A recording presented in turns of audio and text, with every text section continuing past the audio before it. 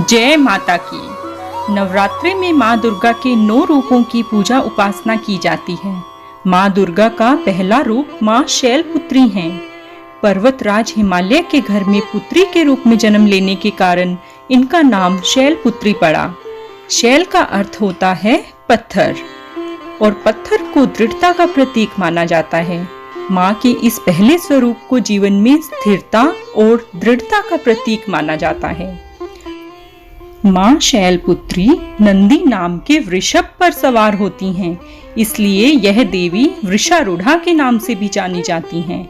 इस देवी ने दाएं हाथ में त्रिशूल धारण कर रखा है और बाएं हाथ में कमल सुसज्जित है। ये ही सती के नाम से भी जानी जाती हैं। तो इनकी कहानी इस प्रकार है। सती प्रजापति दक्ष की पुत्री थी, जो भगवान ब्रह्मा के पुत्र थे।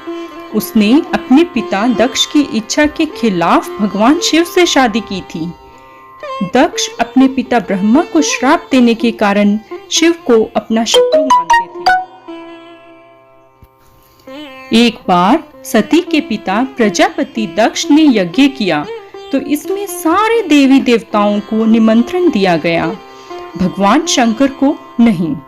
सती यज्ञ में जाने के लिए विकल हो उठी। शंकर जी ने कहा कि उन्हें निमंत्रण नहीं दिया गया है, तो ऐसे में वहां जाना उचित नहीं है। परंतु सती की प्रबल इच्छा को देखकर शंकर जी उन्हें यज्ञ में जाने से रोक न पाए। सती जब पिता प्रजापति दक्ष के यहाँ पहुंची, तो देखा कि कोई भी उससे आदर और प्रेम से बात नहीं कर रहा। सिर्फ उनकी माता ने उन्हें प्रेम से गले लगाया। उनकी बहनें उनका उपहास उड़ा रही थी और सती के पति भगवान शिव को भी तिरस्कृत कर रही थी। राजा दक्ष ने भी उनके साथ अच्छा व्यवहार नहीं किया और अपमानजनक वचन कहे। ऐसा व्यवहार देखकर सती बहुत दुखी हुई।